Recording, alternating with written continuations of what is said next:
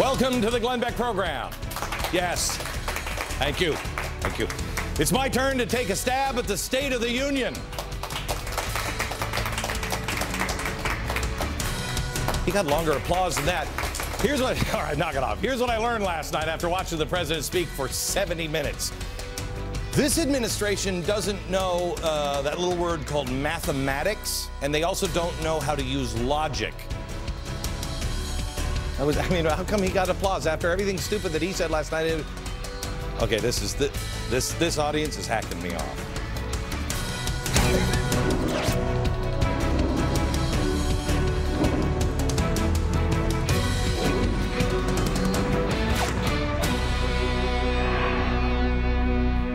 By the way, the applause was played by the camera people and the floor people, and they did just a lovely job on that. It was...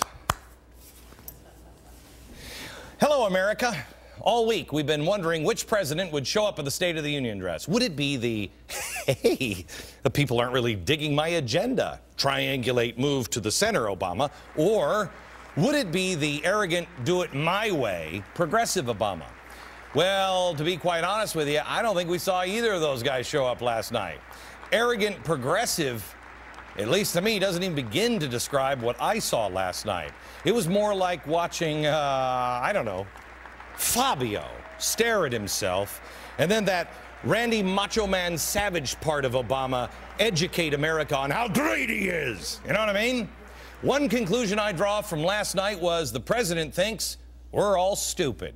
America sent a clear message to Washington in the recent months, and his response wasn't a message of slowing down or cutting back or even listening or responding to people.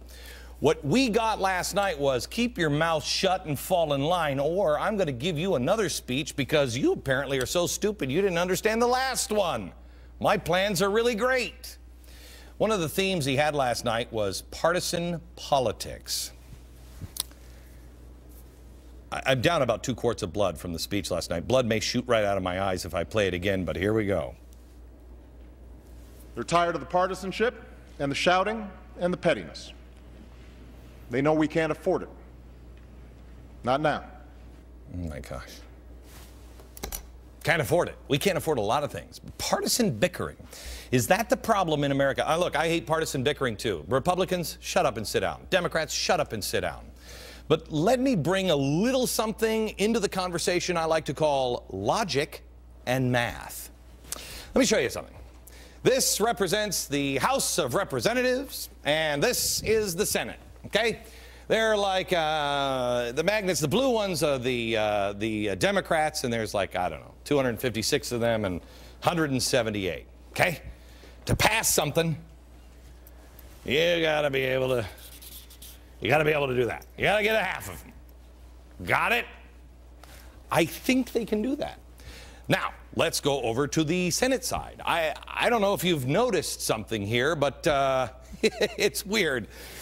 I didn't take a class at Harvard for math, but there are 60 blue ones and 40 of the red ones. You know what that means? That's a super majority. And that doesn't mean it's like super. That means you can ignore what the other side says. The Republicans, they could all be in the bathroom or decided to bring in a coffee can today. How appropriate. I'm going to put politicians in it, chock full of nuts. My grandmother used to have a coffee can underneath her sink in her kitchen, and she would take all of the scraps, all of the stuff that we wouldn't eat or weren't going to eat, and she'd put them in this coffee can, and then she'd put it back underneath the sink, and then we'd go outside to the farm and we'd feed all the scraps to the, to the animals, to the geese or the chickens or whatever. So she'd keep them in the coffee can underneath the sink. So let's put all the Republicans in here. They can be right underneath the sink at my grandma's house. They're all gone. Hey, where did the Republicans go? Under Glenn's grandma's sink. That's where they are. Okay? That means these guys can spread out a little bit more. Hey, make yourself comfortable. Now let's say they want to pass something. Doesn't matter. They can pass it. They can pass everything they want as long as these people agree. You see, Scott Brown was a win, and that was a change because one of the little blue dots changed from blue to red. Uh-oh, Scott, you're in trouble. Now, what does that mean? That's just a speed bump. Remember, to get a bill passed in the Senate, all you need is 51 votes. They got more than 51 votes. They have 59. But if you want to really bring in everybody for the debate and do it bipartisan, then if you just don't have any of the blue dots or the red dots in there, you can tell everybody, sit down and shut up. That's what the supermajority does. Sit down and shut up. It's called a filibuster, okay?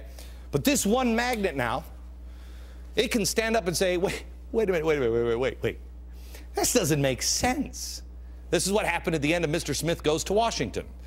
He's going to talk until he passes out or until he gets other people on board to say, yeah, wait a minute. That doesn't make sense. But until this magnet was read, you couldn't even do that. They didn't have anybody that would stand up. They couldn't do it. So let me ask this question. How have the Republicans held the president's agenda up? They're under my grandma's sink. They don't matter. They didn't stop his agenda. The Tea Parties didn't stop it. The filibusters didn't stop it. The progressives did. Here's the real fight. It's the progressives against the Democrats. And I think there's probably more progressives than there are Democrats. Let me show you something, if I may make my case.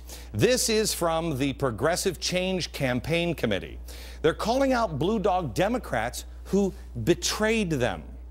Here's another progressive ad attacking Harry Reid. In the ad, they titled, Harry Reid, is he strong enough? Watch this. Here in Nevada, the majority wants it. Senator Reid, these insurance companies cannot be trusted with our lives. Nevadans want the choice of a public option. Okay. The Progressive Change Campaign Committee is responsible for the content of this advertising. These are not. These are blue dots attacking other blue dots.